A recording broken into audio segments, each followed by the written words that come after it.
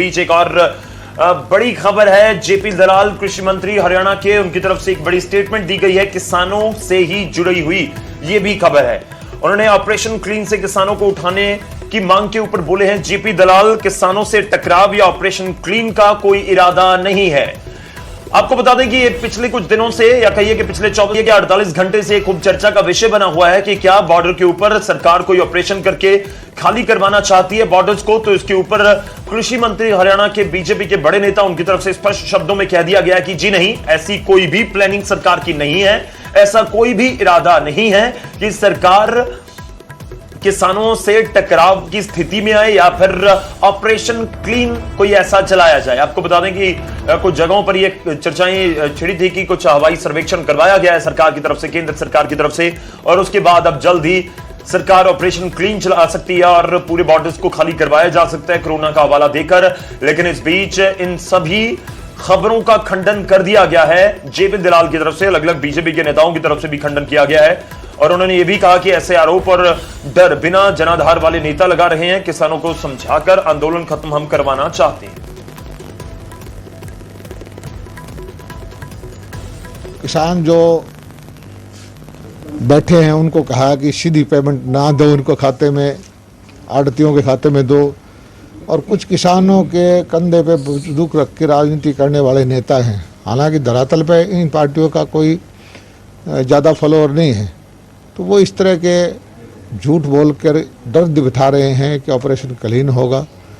हमारी किसी भी किसान यूनियन से, किसान भाइयों से या किसान नेताओं से या किसानों के रूप में जो कांग्रेसी बैठे हैं उनसे।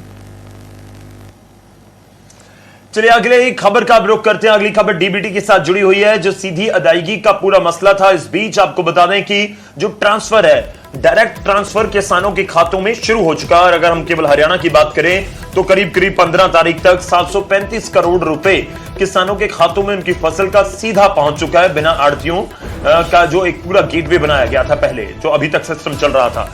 आपको बता दें 36.3 लाख टन गेहूं की खरीद हो चुकी है। यह हम हरियाणा का फिगर बता रहे हैं, एफसीआई की तरफ से आंकड़ा जारी किया गया है। और सीधी अदायगी को लेकर काफी विवाद हुआ था। सीधी अदायगी के हक में आड़ती और किसान नहीं थे, लेकिन इस बीच डायरेक्ट पेमेंट हो रही है और करीब 735 करोड़ रुपए किसानों के खातों में सीधे ट्रांसफर हो चुके हैं। तो ये कितना नफा या नुकसान इससे हो रहा है और कितनी बड़ी ये पूरा ट्रांसफर की फिगर है, किस तरह से किसान इसको देखते हैं या क्या कुछ इसमें हलचल है, सीधा और जानकारी के लिए रुख करते हैं। हमारे सहयोगी हमारे साथ जुड़ रहे हैं, अंकित दुदानी। अंकित, डीबीटी को लेकर बहुत विवाद था, आड़तीय और किसान इसका जबरदस्त विरोध कर रहे थे, लेकिन अब धीरे धीरे लग रहा है कि सब कुछ जो है हम कहें कि सुचारू रूप से ही चलना शुरू हो गया है। क्या कुछ आपके पास जानकारी है इन फिगर्स को लेकर जो एफसीआई की तरफ से जारी की गई? बिल्कुल बिल्कुल गौरव, जिस तरह से डायरेक्ट ट्रांसफ़र की जो बात थी, किसानों के खातों में डायरेक्ट ट्रांसफ़र की जाएगी पेमेंट की, उसको लेकर के लगातार विरोध हुआ और आड़तियों ने काफ़ी विरोध किया उसका, और विरोध का अभी भी विरोध कर रहे हैं आड़ती। ऐसा नहीं है कि अब विरोध नहीं कर रहे हैं, लेकिन सरकार ने भी ठान ली है कि किसानों के खातों में ही सीधी पेमेंट जाएगी। जो आड़तियों का कुछ बनता होगा वो किस सरकार देगी। अगर कोई उनकी कोई आड़त बनती है, कोई इस तरह का बनता है तो वो सरकार देगी, लेकिन आड़तियों को नहीं दिया जाएगा पैसा और सीधा ही किसानों के खातों में पैसा दिया जाएगा। हालांकि आड़तियों की तरफ से यह भी कहा गया था कि वो दोनों ऑप्शन रख सकते हैं, जो किसान आड़ती के थ्रू लेना चाहे वो आड़ती के थ्रू ले ले, जो किसान डायरेक्ट लेना चाहे वो डायरेक्ट ले ले। लेकिन फिर भी सरकार ने यह नहीं मानी बात और उन्होंने यही कहा कि किसानों के खातों में सीधे पैसे दिए जाएंगे। और जिस तरह से अब 700 से ज्यादा करोड़ रुपए किसानों के खातों में ट्रांसफर कर दिए गए हैं, किसानों को मिले हैं। हालांकि डायरेक्ट पेमेंट हो रही है, लगभग किसान इससे खुश है, लेकिन कहीं ना कहीं बात वही आ रही है,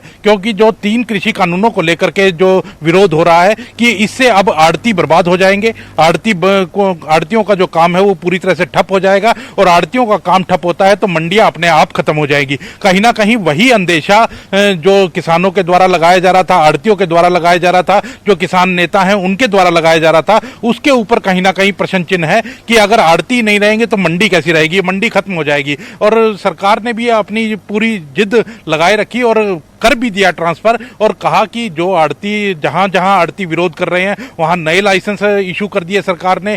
जो नए लाइसेंस लेकर के आड़ती बैठना चाहते थे उनको नए लाइसेंस दे दिए और तुरंत उनके माध्यम से खरीद कर ली। तो कहीं ना कहीं सरकार जो पिछले साल से कहें कि लगातार ये बात करने में लगी हुई थी कि आड़तियों को के माध्यम से ना देकर के किसानों के खातों में सीधी पेमेंट की जाएगी, उसमें कहीं ना कहीं अभी कामयाब होती हुई नजर आ रही है।